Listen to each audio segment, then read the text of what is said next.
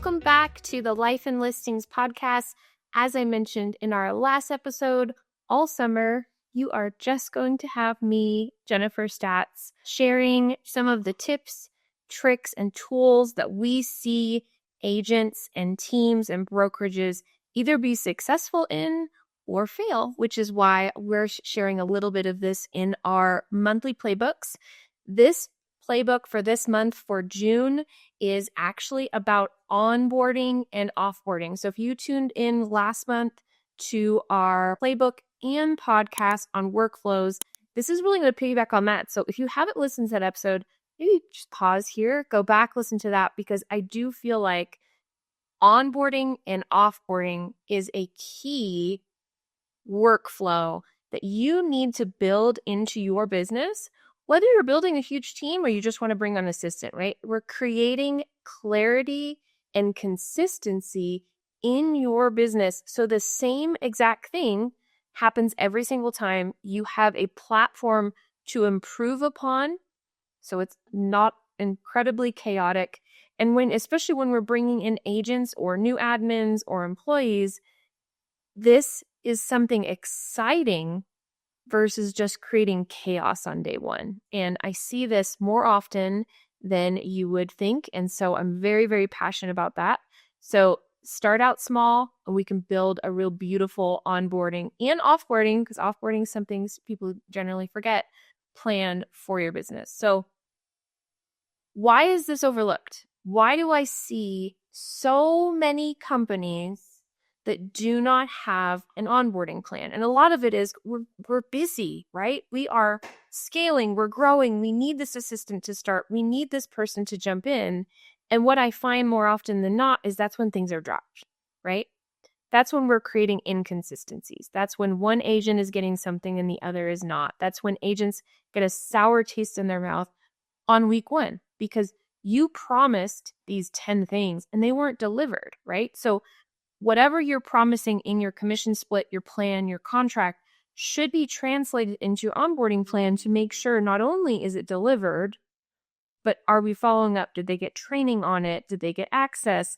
Is there someone to support them on this journey? So we can start out small, but you can build this real beautiful thing into your business. So this episode can be for anybody in your organization. It could be for your ops manager.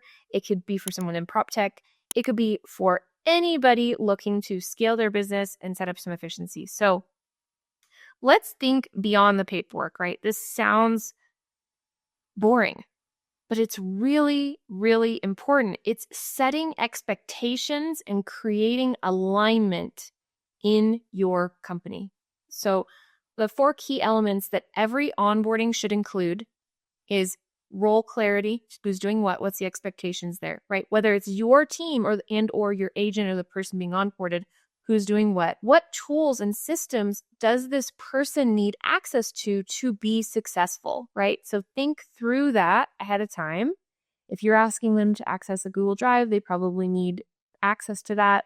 If you're asking them to look at this file in whatever program, they may need Adobe Acrobat. Like, think about the things they need to be successful to bring them into your team. How are you going to integrate them in your culture and integrate them into your brand? Okay. So do you need to update the website? Do you need to show them the brand guidelines? Do you need to include them in office meetings? How many listening to this podcast right now forgot the simple step to let them know that you have a Monday morning sales meeting? Okay. Make that a step, both in onboarding and offboarding. Add them on the sales meeting. Your offboarding should be the flip side. You're removing them from that meeting, or, pin lock changes, whatever that looks like. Make sure that the onboard is going to mirror the offboarding. Okay. And then remember, again, if you tuned in last month, that we are documenting this by role, not by name. Okay. So in a lot of these documents, you're saying email Betty Sue. I'm going to tell you that that's a mistake. It should be email your operations manager or email this, whether it's a generic email they're sending it to, or they can go, look at an org chart somewhere. Then you only have to update it in one place. So big tip there. But how many times have you onboarded someone that says email Betty Sue and they're like, the email bounced or whatever? Okay. Role-based planning for agents, contractors, and employees.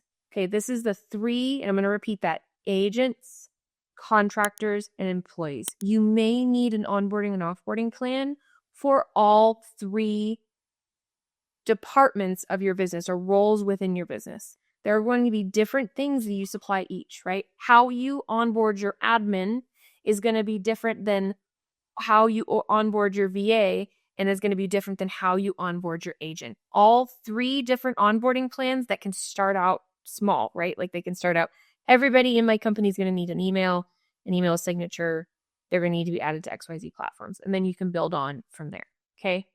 Examples of what onboarding might look like for a new agent joining your brokerage, a contractor like a TC or marketing VA, or a W-2 employee.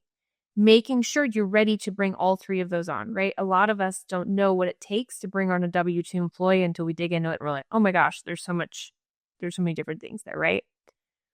We personally start with checklists. We put it in Asana as a template. So we say, here are all the things I want to do. And in our playbook this month, I do give you an example of what some of our agent onboarding looks like, 30, 60, 90 days.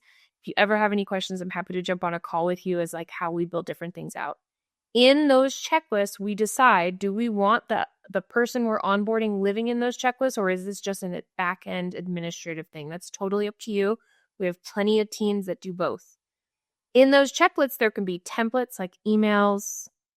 A lot of people will link to a Canva a Canva link so they can make any of the brand stuff like business cards, etc.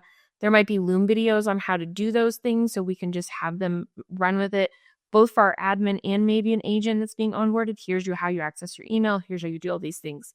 This can all save a lot of time and make you look real organized. You can also do something like this just in a very simple, you can do it in CRM. I've seen people do it in Follow Up Boss. You can do it in an Excel sheet, whatever it looks like, but just make sure you can replicate it again and again and again. Okay. Offboarding process. Why does this matter? Why do I care about this so much? Because I see this get dropped more often than not. And by dropped, it's like I go into their Google account, okay, and they've been paying for this user license for 2 years because no one ever actually offboarded this person, okay? Or they have access to Canva or all of these things. The locks didn't get changed. The PIN code didn't get changed. All of this is really important for the offboarding process, and it's so real simple. It's a much shorter checklist than your onboarding generally, but it's just to make sure, did they get removed from this? What is our process for this, right? Like maybe we don't delete their Google account. Maybe we keep it and archive it because we want access. Are there file transfer things that need to be happening? Do I share passwords or bank account information with this person that might need to be changed, right? All of that needs to be in your offboarding plan, okay? And again, if you tuned in last week or last month, make it a living plan, okay? This can be edited and changed as things happen.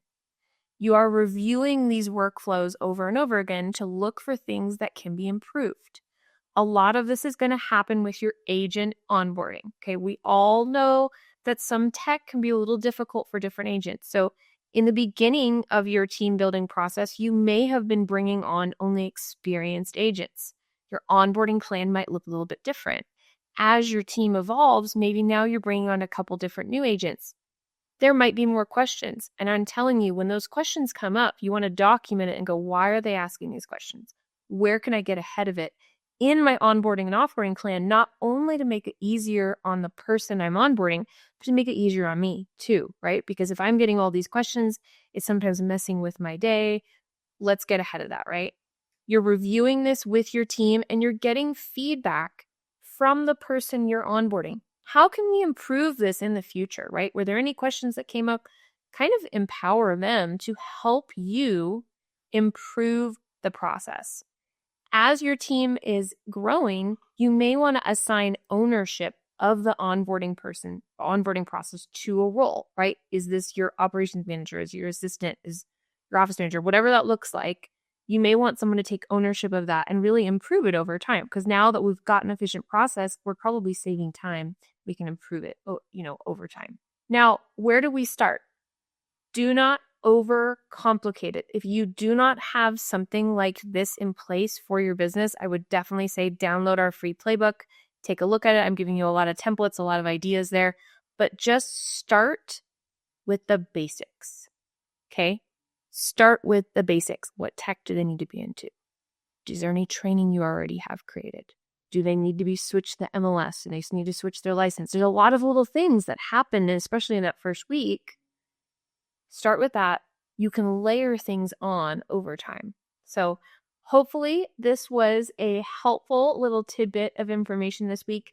If you are growing a business, you are looking to onboard and offboard, you can always message me. I'm happy to chat about it. We've got a million different templates out there. So make sure you go stop by the website, download that free playbook, and I will see you again next month.